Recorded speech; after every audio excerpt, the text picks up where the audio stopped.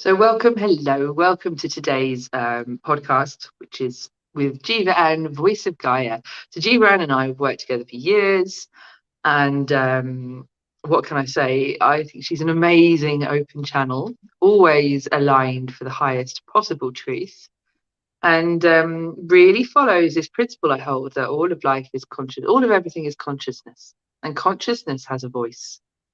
And GevaAnn is somebody who can give almost any aspect of consciousness its voice, who can ask what do the rocks have to say, what do the trees have to say, what does this mountain have to say, as well as what are the guides saying right now, what are the elementals saying, what are the angels saying, what's the message coming from your soul or your higher self right now. And after I worked with GevaAnn for years, and one of the reasons is I can always, if I doubt myself, which is frequent, she's the only person pretty much where I go to say, so so what are you getting on this? could you have a look, please? And yeah, we thought we'd go for a live together today. Because GevaAnn, although she's an open channel, very much works. I would say you work so closely with the planetary consciousness, with Gaia, and you've been giving Gaia a voice, if you like, for so long, but usually in private, usually only with people who seek you out, who get guided to find you, and who only come with those questions that are really dedicated to asking the highest questions from the most loving place, for coming into the highest wholest alignment. So it feels quite special that you're here now. Thank you. Thank you. I know I hammered you up a lot there, but I think it's all true, love. So thank you. Without going on and on about it, I'm going to set the scene. This is one of the ways we work, is I kind of look and see what we're seeing. We hold a collective focus, the two of us. We are asking the question, what's live now in the evolution of collective consciousness? So what's live in the collective field? What's on the move? What are we likely as individuals and as a collective going to have to be working with right now? But more importantly, what can support us to come to align with a more graceful experience, and to kind of get the gifts and get the lessons of the moment and work with the energies of the moment in the most efficient, most graceful, kindest, most benevolent way. So I think when two or more people come together and hold a shared focus, what's in the field just amplifies. You have a synergy more than the sum of its parts. And just at the moment, I keep getting this phrase, the rainbow bridge of the summer solstice, where we shift from 6 months in the beginning of 2022, the first half of 2022, being so focused on healing and preparing, because of the momentous nature of the shift, that we're kind of the apex of the year. The summer solstice is taking us over, and the guides keep bringing me the phrase, the rainbow bridge, where we shift from healing into co-creating. And it's not to say that we haven't been co-creating, and it's not to say that hasn't been strong. It's just that the emphasis is really shifting in the collective field. That's where the support will be. And it's almost like we've never done it before this way. We've never really opened into co-creativity here, now, and like this together. And we can call it what we want. You can call it 5D co-creating, New Earth co-creating, or Unity co-creating. But what we're doing is learning how to co-create together when we're not coming from a place of rescuing, fixing, solving problems, when we're not struggling and we're not efforting to survive. That doesn't mean that all those things aren't real, but that's not where we're coming from in what motivates us to create together. There is a shift into coming from a place of, in this moment, I am one with, I am enough, and everything is enough in this moment. And that's not to bypass or be delusional or say there aren't problems. That's to align with the highest possible resonance that's opening up within the field of consciousness now. So when we drop into that highest resonance within ourselves, we're dropping into like a field of collective consciousness where so many others are here with us. We're an ocean of consciousness, where that resonance of we are one, we are enough, we are connected.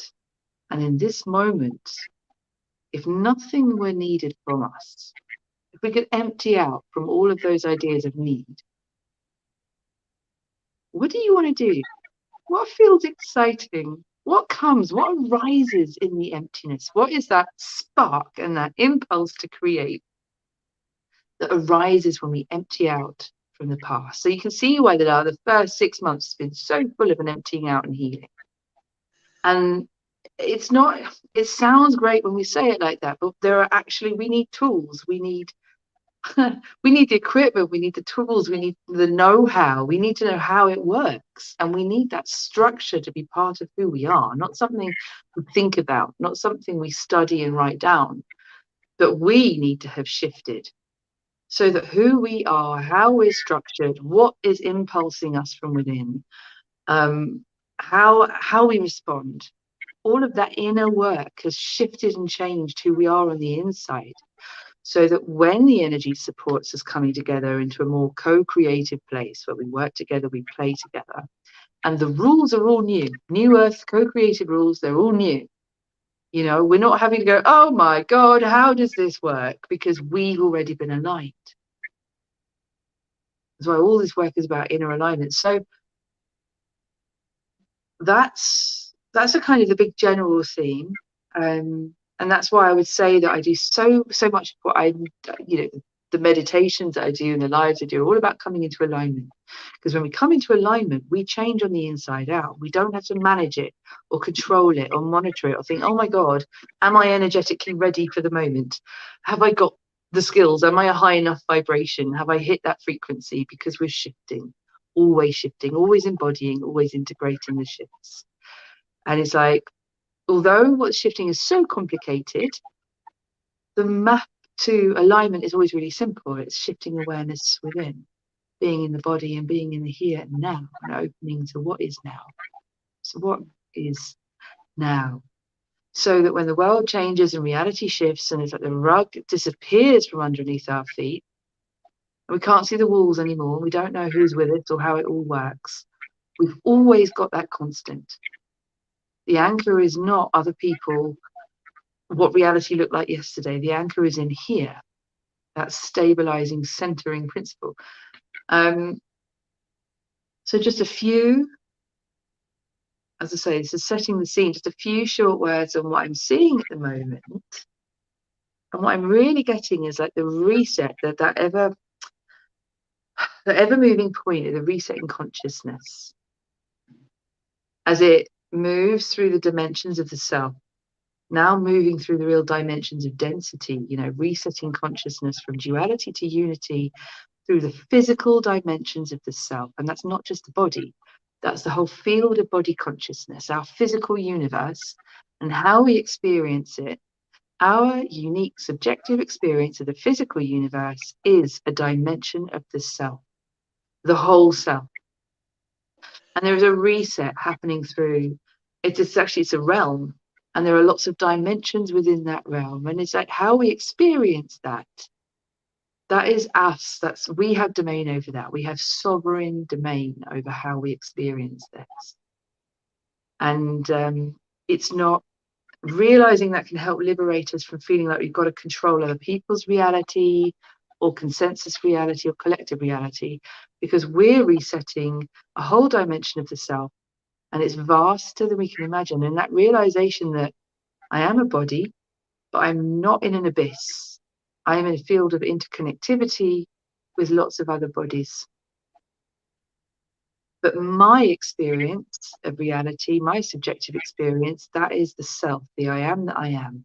That's a layer of the onion, the layer of who I am. So, okay, having kind of tried to explain the metaphysics of that, what I'm getting is there's a reset in how structure grows. Now, structure is like a real broad metaphysical principle.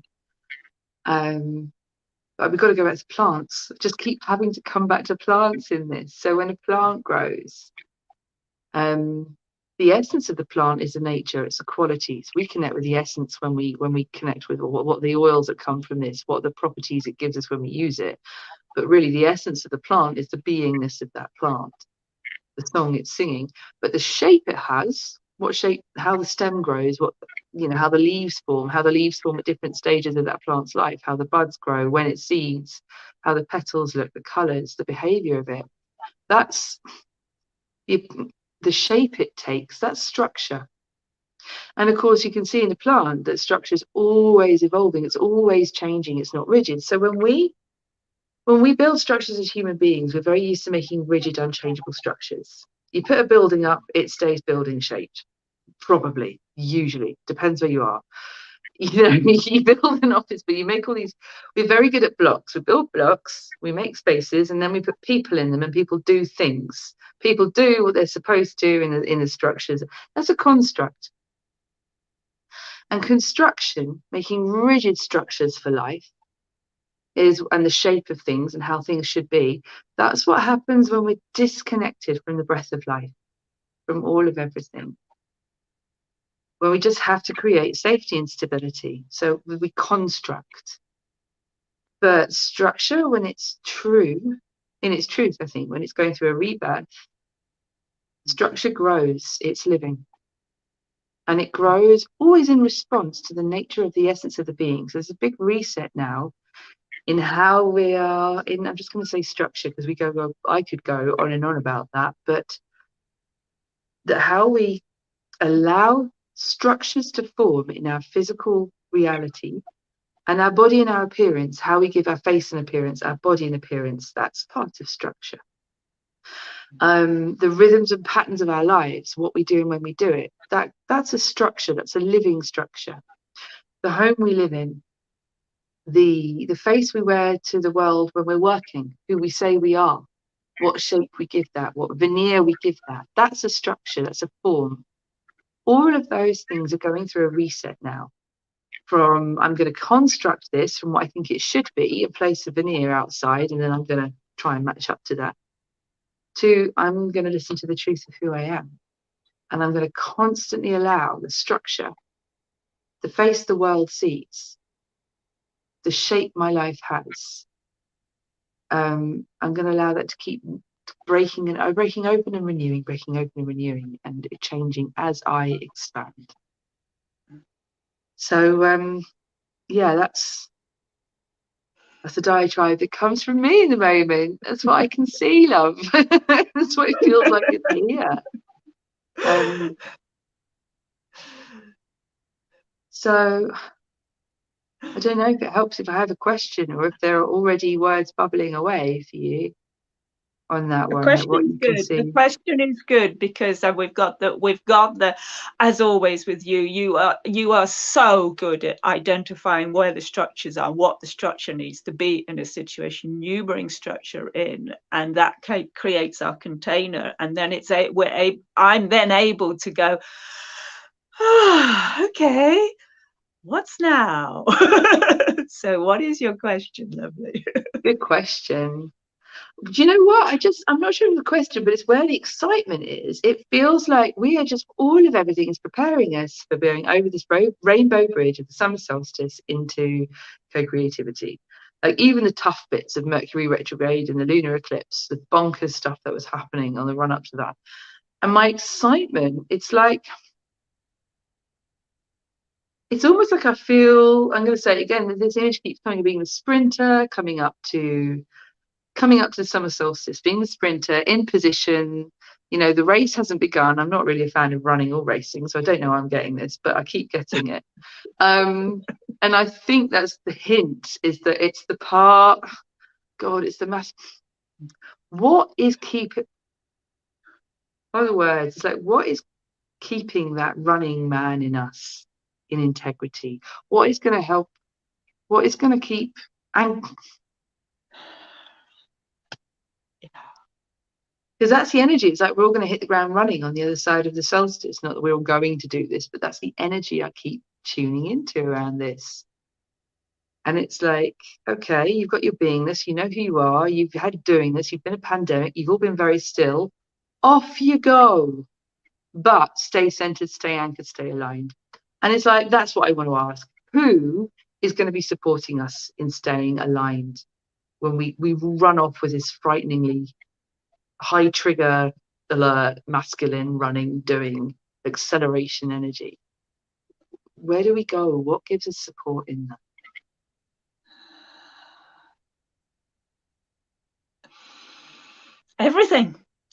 Everything gives us support in it.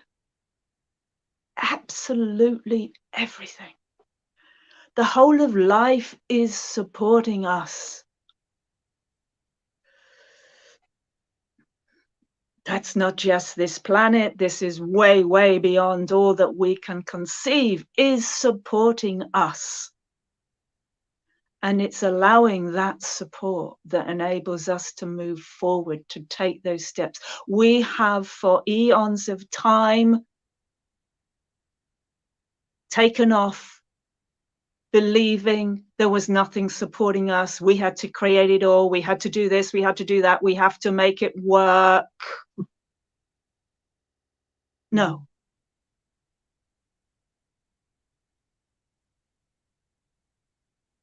If there is a working, and that is debatable.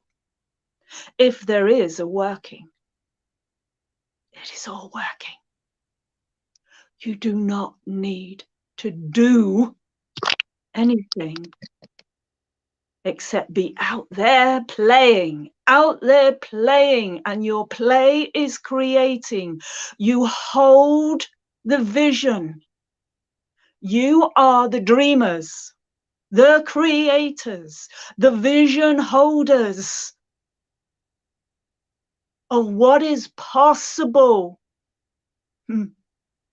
here in this reality you know to be physical.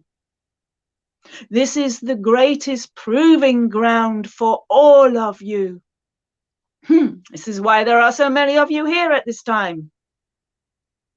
And many more wanted to come. Many, many more. This is where and when you create reality consciously. You have always created it. You have always been the dreamers. But you have not been aware of what that means. And now you are stepping into the knowledge of what it means to be a creator. But first you had to remember that you were the creator. And then you had to clear all those times when you think that you cocked it up, made a mistake, did all the things wrong. And forgive yourselves, allow those things to pass, to let go of all that you have ever created, and allow yourselves to come once again into the truth of who you are and your role in creation. And this is where you are. You are allowing the inspiration to come.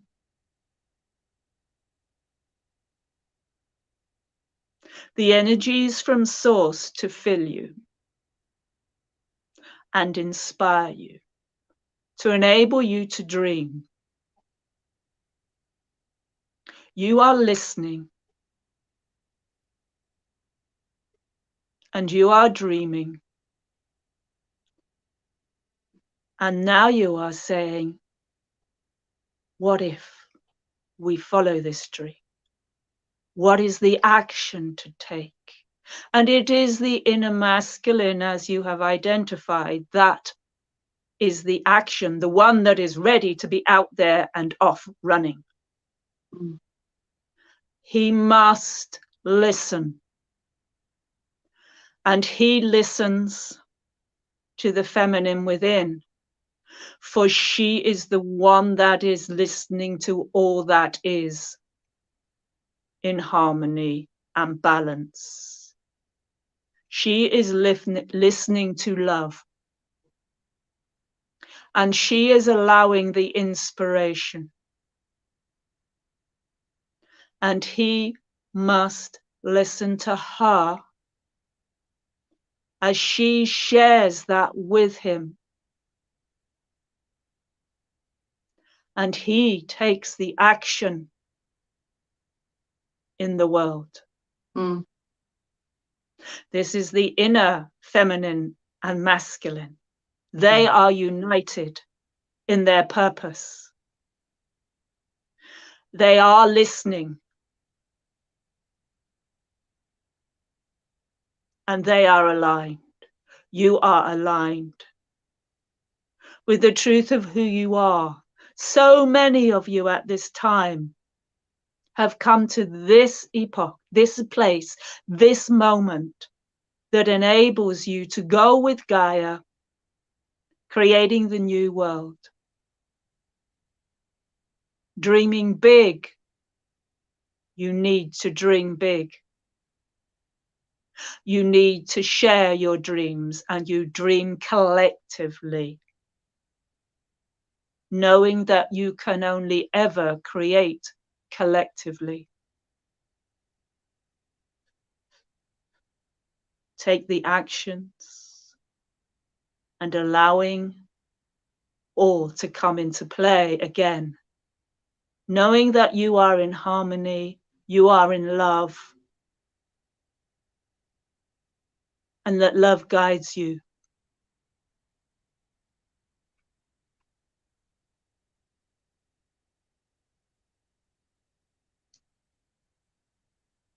We are the creation dragons speaking with you at this time.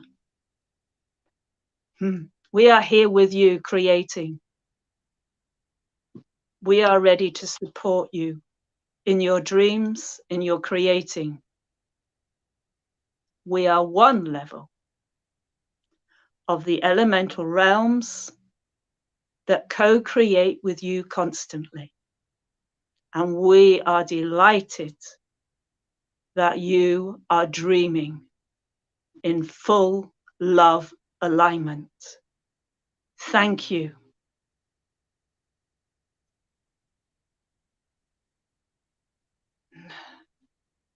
Away. Thank you.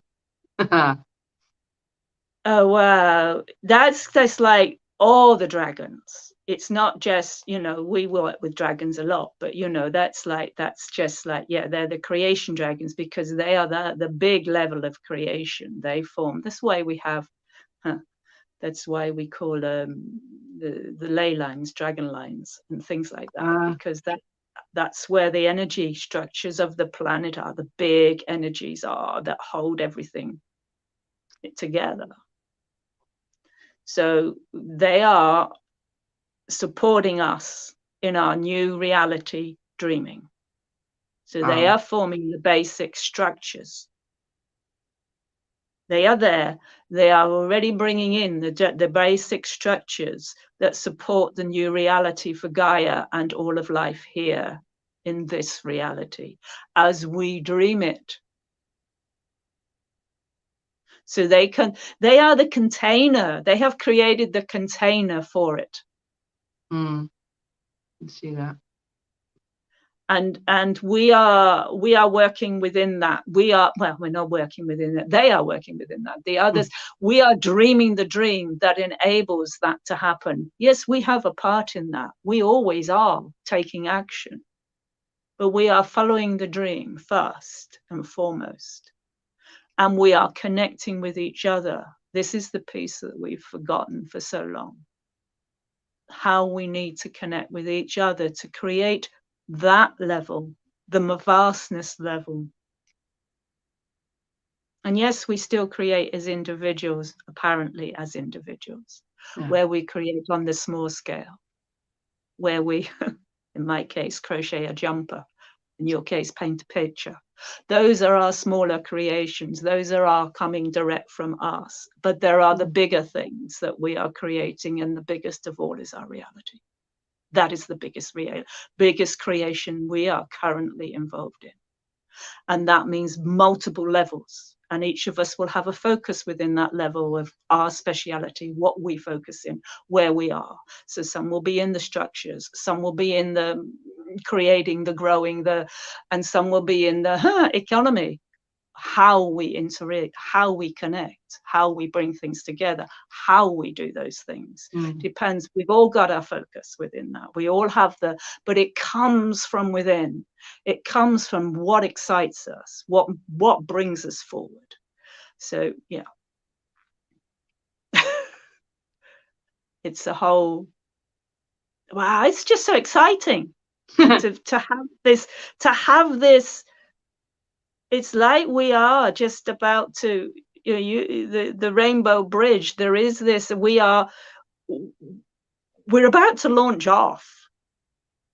And before, when we've launched, we thought we were going into an abyss, but we are not in an abyss any longer. We are stepping off into a new reality that we create with every step we take. With every breath we breathe. And this is the new understanding that we are being asked to bring in. That we are really doing this all the time anyway. We always have done, but this is the realization that we are doing it. Nothing is here, nothing is permanent. It can look like this is a table. Yes, it does, but it's not really solid. It's a vibration. Everything is. We choose to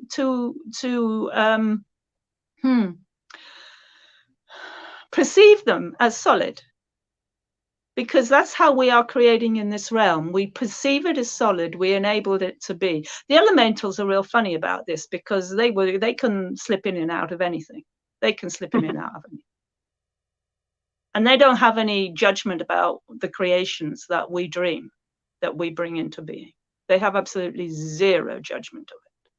It's just a great game as far as they're concerned. It's like, oh, okay, let's play this game. Let's just do this. And look, we can slip in here and we can slip in there. So, it's a whole. But everything we are being called to bring it back into, to not impose creation on creation, but to allow creation to arise. So we're being, it is the plants, it is the way that things grow. We plant the seed. We don't impose, we ask and we plant the seed, and then it grows. And remembering that everything is conscious. That includes the table. Not just the things that you need to be that you think about as being possibly conscious. Everything is conscious. Absolutely everything. So it's allowing that we communicate with everything. So we often have we in the past have had this issue with the I have had this issue with the technology, basically. And when we can't connect, it's because there's something for me that I am not willing to address, and it simply doesn't connect. And that is the elemental. That is this is you are not coming from, and that is how it's, if it's not working, take a breath. What is within me? What is needing to be looked at here? What am I needing to move beyond? What am I bringing here that is hindering my creation? Yeah. I think that's the irony there. Thank you so much. I was like, the irony of your creation when you want to bring things into the world gets much more interrupted, like you say, in that way. Within people who are conscious and who are asking to be more conscious about how we're co-creating, we're much more likely to be slowed down, tripped up and stalled than someone who comes in with no morals, no ethics, and wants to make a fortune, and off they go into the distance. And you're there going, but what, hang on. It's because we've said internally, show me where am I out of alignment? I want to be brought into a higher truth. And so everything responds and goes, yes. Yeah. And we actually invite the things that trip us up because we don't want to put a step forward when we're out of, that isn't in integrity, that isn't on the path we've chosen to be aligned with. So you're talking about conscious co-creating and recognizing that all of everything is consciousness is a lovely way for me of understanding that when something comes and trips me up, it's not an external event that's being done to me. It's my landscape of consciousness is being responsive to what I've asked from it. So the technology and the connections that are happening through the internet, my mobile phone, whatever technology I'm using, any software, anything, absolutely anything, software, hardware, anything. The number of times I've had this where, we've been doing work and we've had a focus to hold and the guides have said, this is what you're looking at now. Are we going into and you and I will wander off like a couple of puppies and go and look at the squirrels and talk about something like shopping or stuff. And suddenly the phone gets interrupted. The connection dies. We can't make it again and again and again. So we get so used to going, oh, sorry, no, hang on. We made the intention to show up, to hold a focus, to do some work, and we wandered off. So we're being interrupted so that we refocus on our path. And it's a lovely way of looking at blocks and resistances to understand that while they're not comfortable always, there is a loving benevolence to what comes and trips us up, and it is essentially just to get us to refocus on what we said we were here for in the first place. Yeah, like you said, there's a lot of us here at the moment, and I love it. It was interesting when you said that there were even more wanted to come in. I think there's a real panic about how many people are on the planet, like something is going wrong, but I always have this sense that Gaia is perfectly happy to sustain us. There's an intelligence at work that is already much more harmonious than we would project upon reality. And we're held within that. And Gaia, as a planetary consciousness, wouldn't invite in more souls than she could sustain without, or more damage that she could sustain without. It's like she's a mother teaching her children. Exactly. She can withhold a certain amount, and if it gets to a certain level, there are the boundaries. That's where we get knocked back from. But yeah, and we are getting those. We're getting those. No, you can't do that any longer. A lot more and a lot bigger. Yeah. Because we are on this tipping point, because we are going into this new reality, and we are all going. And it's kind of like, no, you can't. No, I'm sorry, you can't. Now, okay. How do we all make this? How do we do this? And we go, we need to stop. Okay, how do we do this? And there it is. There's a virus that goes around the world, and we all go, we've got to stop.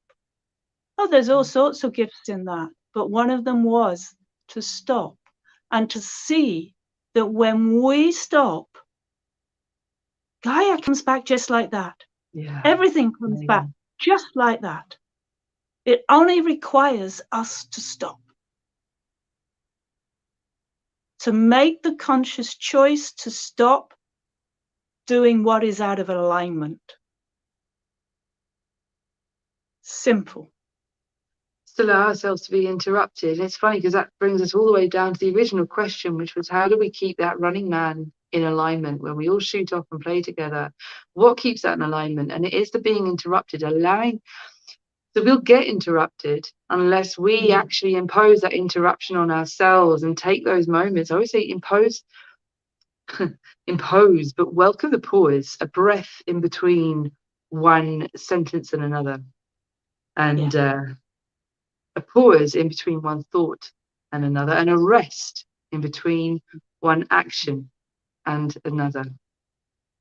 Because in the rest and in the breath and in the pause, what are we doing but recording the masculine, the inner masculine home into the inner feminine, into beingness, into the part of ourselves that, like you're saying, is listening to harmony, is listening to the divine, to all that is in connectivity. And it's a way of constantly bringing back that running man into that place of unity, of I am one with all that is, and this is what's now, This is the action to take, the direction to go in, the thing to bring into form.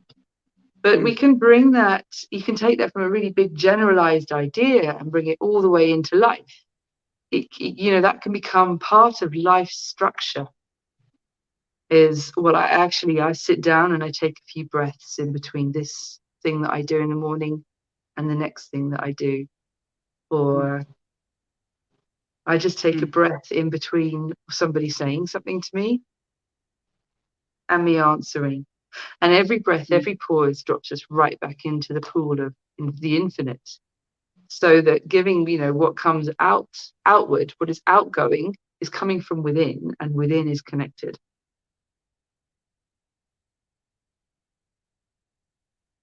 So yeah,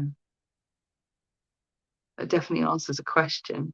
I think at this point, I just want to say, because does anyone have a question that you want to ask? Because we're looking at a lot of topics. We're looking at co-creation, we're looking at summer solstice, we're looking at Gaia, we're looking at all sorts of things. Is there a question in, you know, that's here now? And if there is, if you type it in the comments, that should come up, and we can see that. So just while we're talking, you don't feel like you're on the spot right now, but just while we're talking, the words come. If you do get a question, just post it up. I can't promise we'll answer it, but it's nice to, you know, don't hold back. So you know, if there's something you want the guides to speak on in this arena that we're looking at the moment. I wanted to I got really excited when you were talking about the dragon. Just before the full moon eclipse, I was pulled in real deep, and I was just aware that this big reset to do with the inner masculine, instruction and doing this and bringing things into form was happening in my body. But the reset was also going on in a galactic dimension of myself. And it was the dragon that was there. And it wasn't like the dragon was in a reset. It was more like I was being given permission to breathe with, all the way into my body, this galactic dragon dimension of self.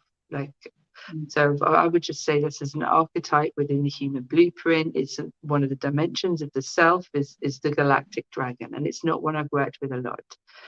And one of the permissions I was being given was to drop real deep into this dimension of the self, just, and to be in my body, and not to try and understand too much about that, but just to allow it. And there was this acknowledgement that a breath, a creation breath, was coming all the way from this dimension of myself that could understand things out here, knew its job and knew its purpose, was coming all the way from this part of the self into my body. Like this breath of life was coming into the body from this part of me that was finally online, or I'd done enough work to be allowed to be online with this part of myself. And it's a part where I've come up to it before and gone, oh, it's a bit too powerful. I don't know if I can handle this. I'll get it wrong. It'll all go wonky again, like it did in, you know, civilizations gone by. We'll make the same mistakes. Let's not contact the dragons and be powerful here. And it really does feel like, with the first 6 months of healing focus this year, that a lot of the, you know, we've been working on this as a collective for so long, clearing our Atlantean traumas and dramas, and reconnecting with the gifts instead from those eras. And it really felt like the first 6 months was a real clearing up of what was left, the residual harmonics being cleared from the collective field. About, oh no, if we create, we'll recreate the apocalypse. You know, we'll redo Atlantis, we'll redo Egypt, we'll redo all the cock-ups we've made before, basically. And there was a real clearing out of that, because it's like you really haven't got time or space to dally in that fear frequency anymore. You've done it, you've done the work. Enough of you have done enough of the work for the all of you to get on with it, to get over it and get on with it. And there's just no more time left for dallying in, oh no, what if I get it wrong? You know, and I think that's why we're being really strengthened and supported and backed up in where we're headed. Oh yeah. And as you've touched on there, we are allowing those more coherent, those frequencies, those higher frequencies, the more coherent frequencies, the frequencies that are fully aligned with love and truth, which support us in creating. So they're supporting us in creating. Oh, you're then right. It comes into, they are supporting us in this, and that means that we are in alignment. It is okay. We are running, we are facing the right way. We are doing it okay. And as you say, get over the whole idea of that we might cock it up again. There's no energy for those painful creations any longer. There's no energy for it. Because the higher frequencies are always going to win out. They're always going to come through. So, it's resting in that. You're right, though. There are gifts coming online. I'm seeing the gifts. We were master co-creators in Egypt, in Lemuria, in Atlantis, and other civilizations that I'm not going to write a long list here, but we all have our own lineage that's alive to us now. That we vibrate with in this lifetime. The gifts that we come in to embody in this lifetime so often are a collection of, rather than coming and saying, in the past, we might have been the witch, the wise woman, the this, the shaman, the. So much of what I've kind of, my arena, my tribe that I see at the moment is a case of, well, we're reconnecting with the higher self. The higher self contains a collection of every life we've ever been and the ones we've yet to be, all of the individuations. Yes. And it's more that those gifts, those wisdoms, those awarenesses that are for us in this lifetime that suit the configuration we are, the puzzle piece we are in the picture of the whole, the shape we are, the note we are in the song, the job we're here to do, the role we're here to play, that those gifts from other lifetimes that are all contained within the higher self, the more open to our higher self and our I am awareness we are, lump those two together for the moment, that's what's giving shape to the gifts we've had. So although we're getting, the more aligned we are, the more we can access gifts from those other lifetimes. We're not going to go and re-identify with the I who was a reality engineer in Egyptian times, or a technician in Atlantean times, or a magician or a dreamer in Lemuria. It's like we're not any one of those things, and yet the gifts that are appropriate to the moment are coming online because we're welcoming in what is a frequency match, the configuration patterns that match our unique frequency patterns here and now. And it means that you just say that, and I got this sense of excitement about going over that rainbow bridge of the solstice, and I'm so entrenched in the heaviness of healing that it's almost hard to get to that lightness of being and playfulness. And this is one of the things that gets me there, is excitement about what is coming online. What from Egypt, what from Lemuria, what from Atlantis, what are those abilities, when we were masters and we weren't so afraid of what we were doing and we did just plow on and get on with it. We've been healed of those lifetimes for a reason. And that's so we don't get afraid when we pick up the gifts and start to use them again. And that feels like it's coming online after the solstice. Yes. Yeah. So we could find ourselves opening to new dimensions of our own spiritual lineage that have been dormant until now, or have just been a cause for, you really need to heal this up until now, that are actually going to flip and go, guess what you can do? Guess what you're made of? Exactly. That is, do you know what? Because I've been asking for help lifting and lightening from that I must heal to, let's go out to play. Just this year. Before, no problem, but this year has been a bit intense. And that's the help I really want. It's like, get me excited. What's going to get me excited about the new that's coming in and what's going to come online? It's like, please line me up with the creative gifts that have been dormant. I can see my guides, it's like they're in the room with me now. It's like there's a yes all around for this. What is I'm so excited, I can't find the words. What is going to bring me online with the gifts that have been dormant that are ready to wake up? Oh, do you know what? There was a thing. Sorry, this is exciting. I went to the Go beach for with it. these beautiful beings who I think are possibly in the room with us at the moment. Yesterday, we got to the beach, okay?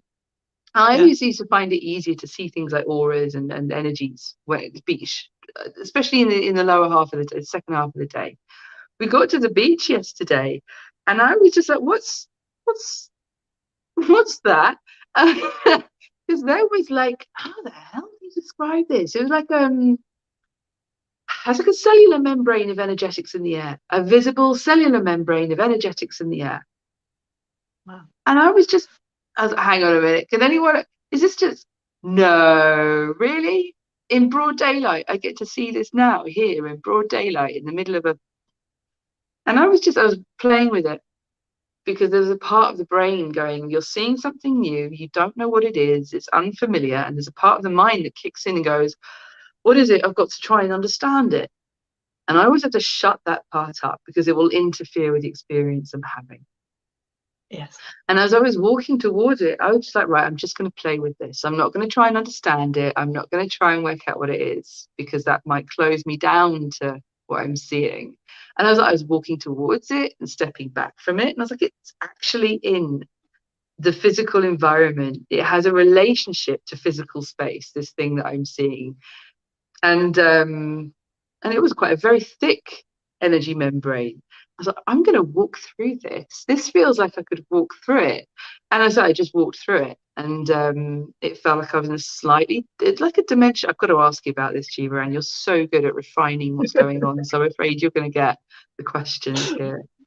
And it's like, I really did feel like there was a very subtle dimensional shift when I was on the other side of this like energy wall. And I'm looking around and like, oh, I can see the energy in the landscape. I can see big fat energy lines in the landscape. I can see different colored lights, and I can see like the light of my ship, and I can see the light of the Sirius space. You know, there's quite a lot going on in the environment. There's things that have a location. And of course my questioning mind was going over time, wanting to know what everything was, and I didn't get a lot of answers in the moment. And I always have to remember that sometimes the answers come afterwards, and it's important when phenomena happen, one, not to mistake it for spiritual evolution, because phenomena and spiritual evolution don't have a smooth correlation. They're more like a symptom. They're not the most important thing. But two, that the answers come afterwards. And I was like, God, I wish GevaAnn was here. I could just stop asking GevaAnn every time you have something like this. I was like, nah, I'm going to ask her. What was it? What'd you get? You know what it was. It was exactly what you said. It was a movement through into a different reality. It was just a slight, you know, just a step. Just a step into Everything another heightened reality. on the other side of that. Do you remember? It's like I was looking at the landscape, and I was suddenly getting readings from it, as I could look at what was going on with the clouds, the mountains, and the elementals, and I could understand what the message was. And they were showing me the big energies on the moon, big Earth energies on the moon. Yes. And how Earth and air, and there was there's a lot of, this is funny actually, because the mountains looked like they were giving off steam, like there was a real getting ready for the masculine, and the landscape was actually painting a picture that I was sort of reading and understanding, very connected to what we've been talking about today. Yeah. And they were showing me like the masculine energies in the mountains and the feminine energies in the mountains, and it was just a moment where I got a dialogue with myself, and I was like, okay, so you've got a mama mountain there, you've got a papa mountain there, you've got the feminine there, the masculine there. The masculine's getting ready to, almost like it's rubbing its hands. There's huge energy coming from those male mountains that I was looking at in the distance. The mama mountain was just like, she's still sleeping. She's just kind of lying down. And I was like, so what wakes her up? And the answer was just really beautiful in the moment. It's like, well, what wakes her up is realizing that the masculine is in her and the feminine is in him, and that everything contains both. I know this. I've been saying this for like decades. Yeah. But it's the different, it was realizing it in this place, in this context, with what was going on in this moment, that, you know, shifted so many things for me, just like in just a moment. There's another thing though, and it was to do with, this is where it gets a bit tricky to explain, but where we've spoken about this before, the reset in reality from duality to unity and the sacred geometries of this.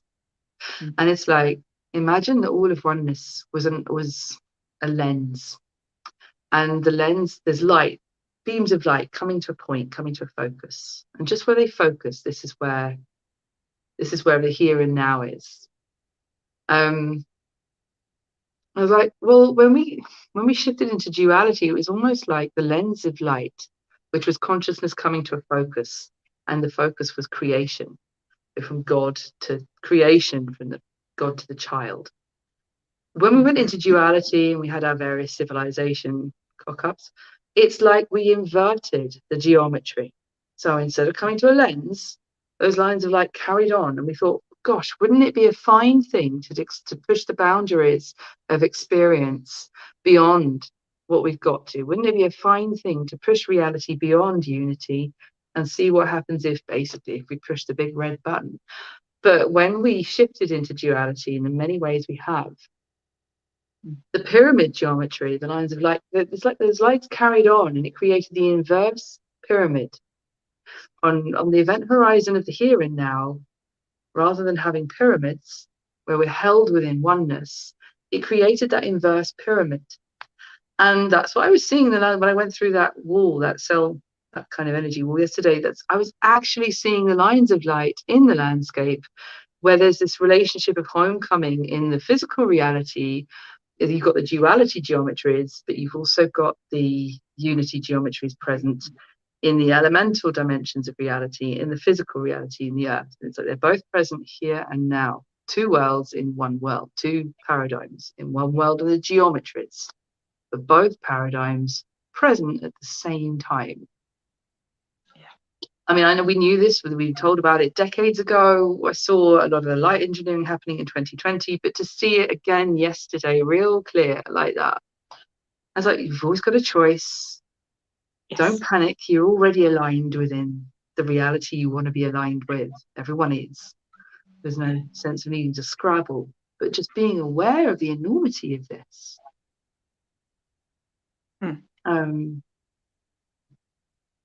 Yeah, so that, I don't know, it's kind of run me down now. I don't know where I was going with that, because it's a bit of a bit of a sentence stopper, that one.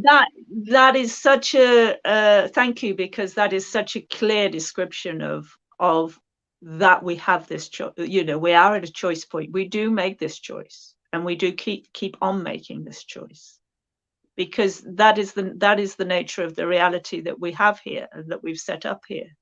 Is that we choose. So although there is a level where all of us have said, okay, we're going with this, we're going to go with Gaia, we are going to be part of the newness, we are stepping into the new world, but we haven't all done that on all levels of our being. So the two realities are coexisting, so that we can choose on another level, on another level, on another level. Because then it is less traumatic. Thank you. It's far less traumatic for the individual human it's all been made. That choice has already been made right across, but at the highest levels of our being. And it's in the other levels of us that we are making this choice. So the two realities are side by side, and the one is being fueled less as more of us step into the new. There is less and less fueling for it. So there will come a time that when people will move over, and they may find it a bit of a trauma, because they won't have, it's almost like there won't be much choice left, because there will be no fuel left in the old reality. If you think in terms of, in the yeah, literally in those kind of terms. So we're I mean, I constantly get that this is being, this process we're in is being minutely managed for the well-being of all of us. And that's not just the humans, that's the well-being of everyone, everything and everyone.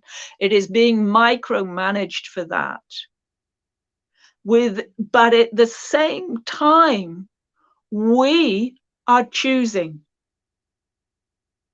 So our choice is honored, respected. As they said in one channeling, it is sacred. Your choice is sacred and must be honored and respected. So we have this. So I mean, we just, it's so difficult to grasp, because we have had this long story of being out there on our own and not feeling supported and having to do it all ourselves and da-di-da-di-da. And here we are being held, and each step is being carefully orchestrated to support every one of us in this transition into the new. And that is not just a loving mother as Gaia, our planet. This is the loving father of all that is also. It isn't just, it is everything. Everyone, everything, every energy, every being, everything that is gathered here and beyond. It's not just gathered here, but that's it's, we can't conceive of it. It is so way, I mean, it's way out there. I don't get it. It's just like, yeah, it's way out there. Somewhere it's all being supported. And this is why we get, rest. It's okay. You're held here. This is Gaia says us a lot. It's okay.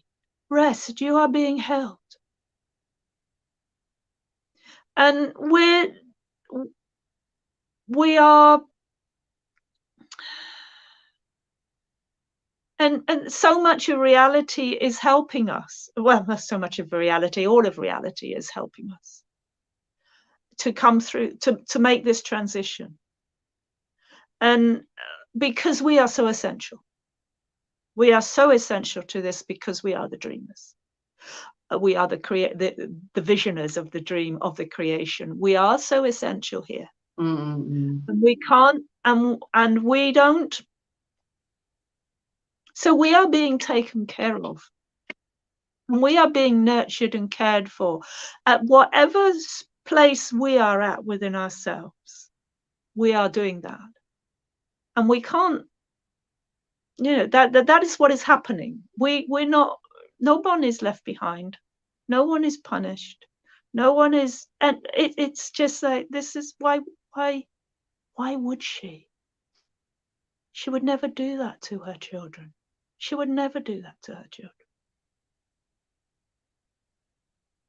She is making the transition herself, and she is making it as carefully and as gently as possible to minimize the impact on all other life.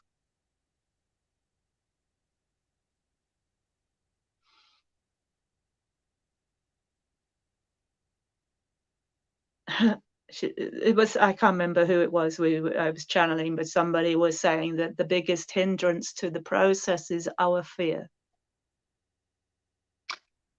And so to allow that to be, and to, I mean, that is accepted, and it is held, and it is loved, to come back into wholeness for us to remember, to hold within, to allow that process within us also. She's fine. Love it.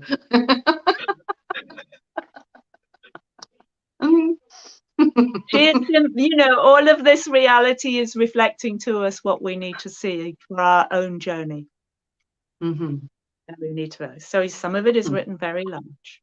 Some of it is written very, very large to help us to come into the wholeness of our being and to move beyond the control of the fear that we have generated and created.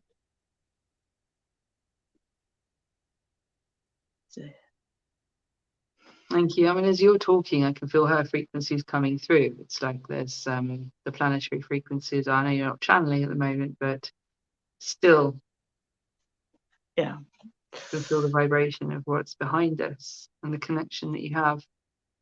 Yeah. Certainly acting on me, at least. And the cat. The cat's conked out. Cat's in the zone. Oh, I'm thinking that's just, I love that. And I love the benevolence and the warmth, the constant reminder. And when you were talking about, it's almost unfathomable how there is so much benevolent support. And it's unfathomable, definitely from a human perspective, because from a human perspective, we always see things as constructed and organized. And yet, when there is harmony, when there's a field of harmonic resonance, everything falls into that. Everything is automatically resting and relaxing into its natural place and position within the field. And that example, that model of how all of everything, all of life is here to support us, but guides from dimensions and galaxies we've never even heard of and I can't pronounce are here to support us, how everything is actually holding us in a benevolence and in harmony, so that even our becoming and our ascension and our breaking open and growing and changing and expanding is supported in the most harmonious way that it can be. We're not saying perfection, we're just saying as harmonious as is possible, and how phenomenal that is. And it's like, well, it's because of that. When I'm looking at harmonic resonance, it's a field of frequency, and everything is invited into its most harmonious vibration, its most harmonious level, state, vibratory state. And in that harmonious vibratory state, the impulses act what we want to do, what we feel called to do, what excites us, what draws us, what pulls us, what repels us. That's all within us. We're not thinking it. We're not thinking how to be this. It's all just acting within us. And so how that can be so amazingly organized is because it's not organized in the way we think of organization. It's the innate intelligence of the whole is organization itself. It's no one is up there organizing it going, more on the left, please. Or if they are, I'm really sorry to discount that right now. But it's a really nice model for what you were talking about earlier, which is this shift into co-creating. So going over the rainbow bridge of the solstice into the shift of co-creating, and how there's no one leader over other people, but we are all leaders in our own field. And that we come together as sovereign master co-creators, where we all have our areas of mastery. And when we are owning and honoring what is my level of mastery, where is my excitement, because if we follow our excitement, it's always going to be calling us into what's where is my sovereignty, what am I for. When we follow that, we end up actually going, well, I can do this bit, I've got this bit really well, I can't do that bit. I really could do with support in that bit. Oh wow, look at you know that bit inside out. I don't know how you do that. Before we know it, we actually fit together when we're all asking what excites me the most. I don't want to do what doesn't excite me. I am going to show up for what does. This is what's right in the moment, not what should I be excited for. What am I excited for in the moment? And that could always come as a weird surprise. Just try it in your daily life, I don't need all the jobs that need doing, say in a domestic environment, the cleaning, the washing up, the washing, the shopping, the cooking, the food, the domestic jobs. All right, imagine you've got them all to do. You don't know which one needs to be done. You let go of absolutely everything in the moment. Nothing is needed right now. And you empty out. In this moment, I'm enough. Oh, I feel really excited to do the washing up. Now, who would have thought it? Who logically would sit down and think you're going to get excited about doing that?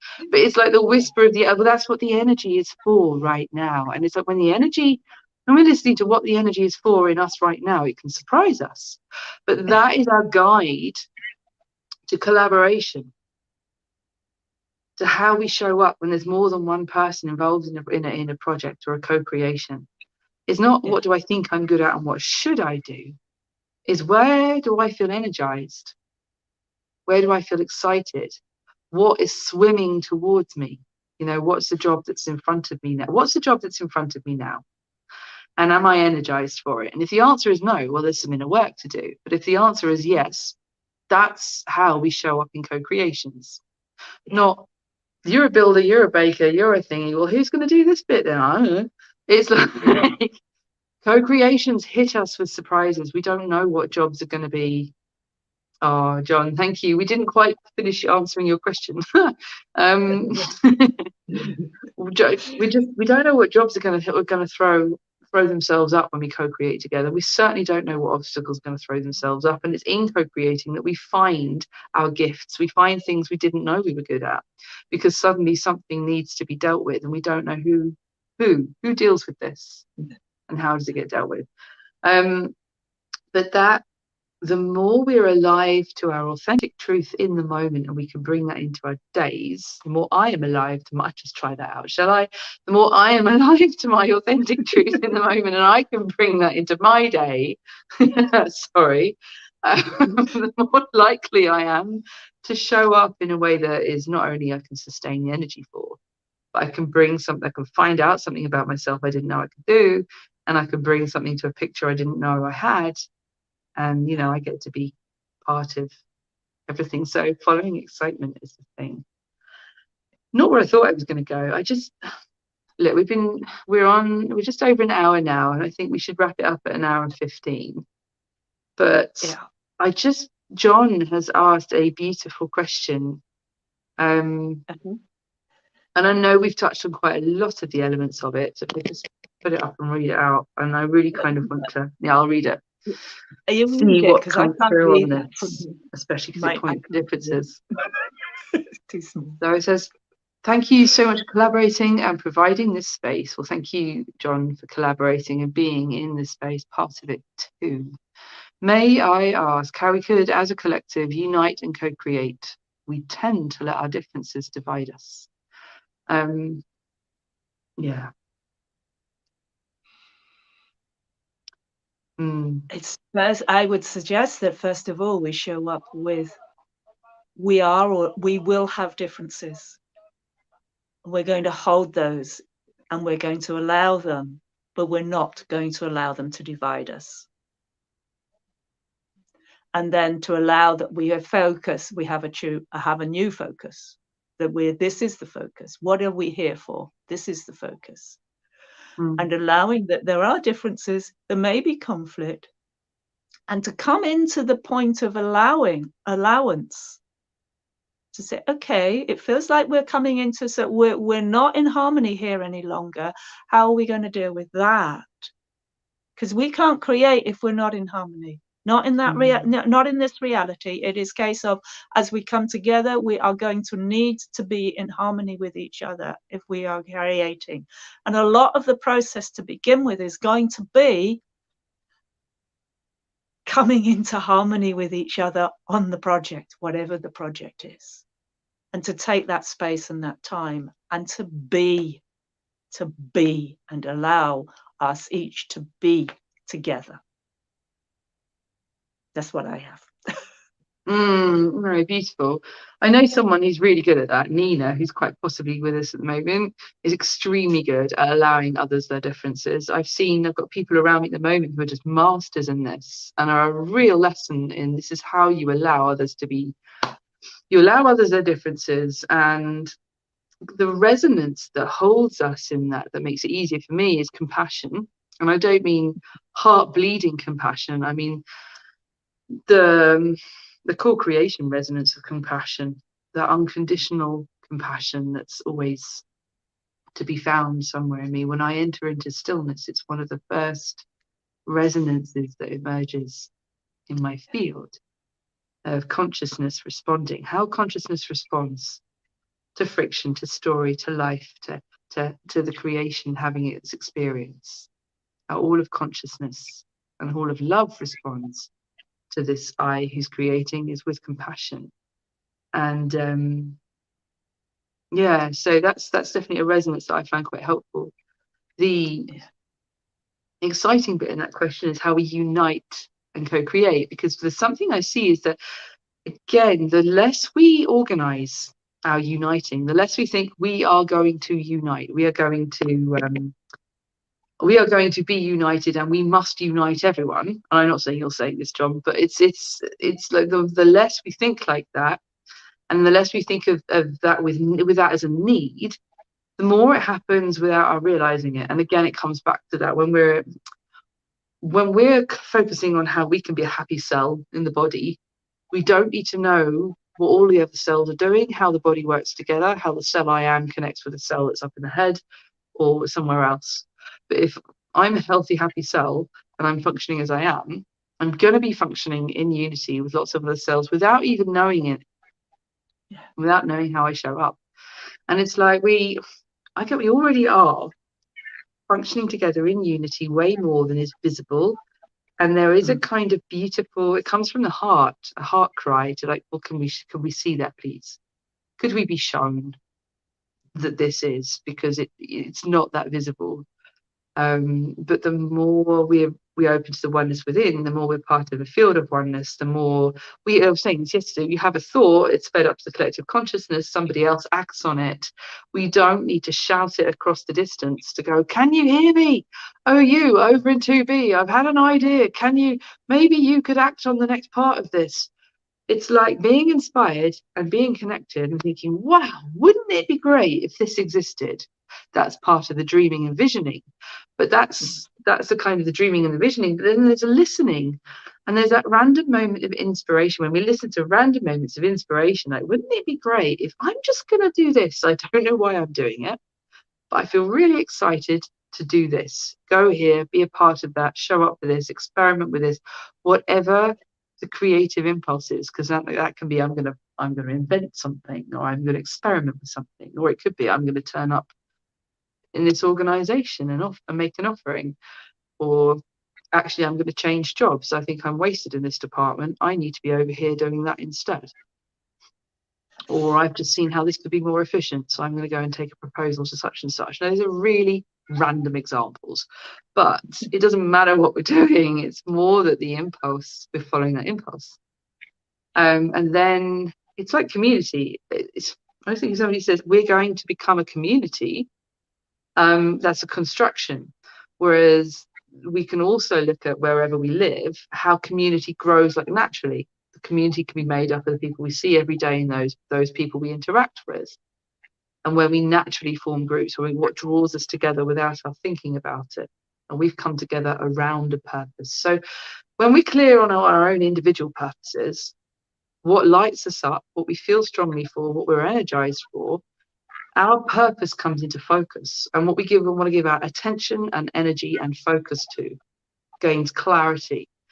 And then we form a kind of attraction, a field of attraction for others who are holding a similar focus and who are moved by similar, who have similar motivations, and we draw together. And before you know it, the people who are drawing together don't really need to be organized, because again, this harmony, this innate harmonic resonance is at work. The principles of innate intelligence are at work. And I'd be amazed if we weren't attracting to ourselves the people who perform different roles, or who show up with different gifts within the whole. That suddenly there is a whole, because we all decided to honor what's most important to us and give it our energy, attention, and focus. And I'll just, wrapping that one up and closing it on myself is just to say that was it somebody said, Tony Robbins, I think, who's saying, attention is the most precious commodity of the new of the new age. And I was like, oh, that makes me shudder, and it's really uncomfortably true. So what we give our attention to, as we know, is really precious, and it's something we have sole ownership over. Anyway, Thank you. that's me done. Thank you. No more words from here. John, thank you for a beautiful question and for being here. And I can't see who else is here, but I've got a sneaking suspicion. So thank you. And I can feel the other presences in the field with us right now who are part of this. And just Oh, so grateful, because this is us birthing a little co-creation into the world and seeing how it works. So I love you. Thank you so much. It's been really sweet to come out and play like this and just see what happens when we sit together and go, what's now? Where do we go? What happens? Oh, thank you. Thank you. I should say as well, God, just to get into the habit of saying this, you can work with oh, Carla, lovely. It was you that were brilliant. Nice to see you here, sweetheart. Yeah, I should say you can work with either of us one-to-one. GevaAnn is a channel and more of an oracle, and I am more into energy alignment and inner process work, but we both cross over on that field. But we're both available for one-to-one work. But I think we should do more of this. What do you reckon, GevaAnn? I think we set up another one. manage it. Yeah, we can. Yeah. Brilliant. Yeah. Brilliant, brilliant. All right, and next time I think we'll probably open more to questions as well. What do you think? Yeah, I reckon we could do that. Yeah. As long as you can handle the technology, I'm happy with it. It's making it easy for me. Good. All right, guys, if anyone wants to be kept up to date with when these things are going on and out, I didn't put this in the newsletter just gone because it's our very first one and it was a bit of an experiment. So it's been really nice to have your loving presences with us, helping us with this. But yeah, if you do just want to be sent the links for various events, then send me your email address and I'll make sure that you get letters with links in them when we do future events for stuff.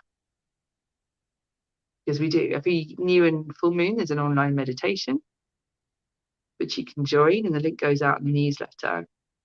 And yeah, we're going to be doing more live streams. I think we'll see about that. Yeah. All right, guys, have a beautiful day. I think that's us over and out, huh? Thank you. Yes.